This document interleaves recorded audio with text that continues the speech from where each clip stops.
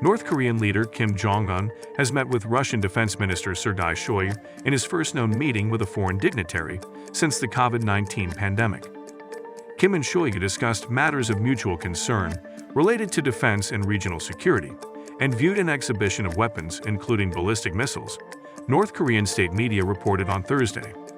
Shoigu also gave Kim a letter from Russian President Vladimir Putin. The KCNA said, Kim thanked Putin for sending a delegation led by Shoigu, who also held talks with North Korean Defense Minister Kang Sun-nao. Mutinous soldiers claim to have overthrown Niger's democratically elected president, announcing on state television late Wednesday that they have put an end to the government over the African country's deteriorating security. The soldiers said all institutions had been suspended and security forces were managing the situation. They urged external partners not to interfere. The announcement came after a day of uncertainty as members of Niger's presidential guard surrounded the presidential palace and detained President Mohamed Bazoum. It was unclear where the president was at the time of the announcement or if he had resigned. I'm enormously grateful to the jury for having taken the time to examine all of the evidence, and I am humbled by the outcome today. Kevin Spacey was found not guilty Wednesday of sexually assaulting 4 men, capping off a month-long high-profile case in the British capital at which he and all of his accusers testified. An aspiring actor also told the court of an alleged incident in the late 2000s in which things went further, claiming he woke up to find Spacey performing a sex act on him.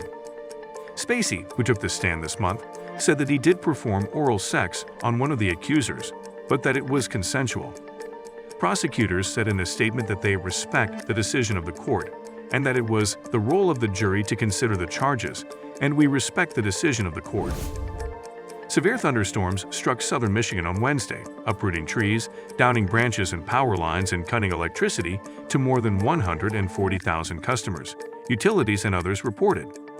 DTE Energy reported nearly 108,000 customers without power as of 5:40 p.m., and Consumers Energy reported more than 32,000 without service.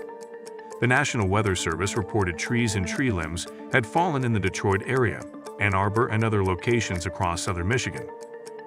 The Weather Service measured a 67 miles per hour, 107.83 kilometer per hour wind gust in the Detroit suburb of Romulus.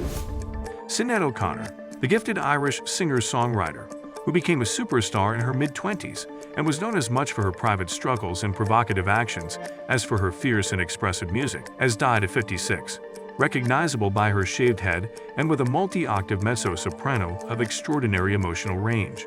O'Connor began her career singing on the streets of Dublin and soon rose to international fame. When her teenage son Shane died by suicide last year, O'Connor tweeted there was no point living without him, and she was soon hospitalized. Her final tweet, sent July 17, read, "For all mothers of suicided children," and linked to a Tibetan compassion mantra. Russia launched a missile attack overnight into Thursday on the port infrastructure of the southern region of Odessa, killing 1 person, Ukraine's operational command staff.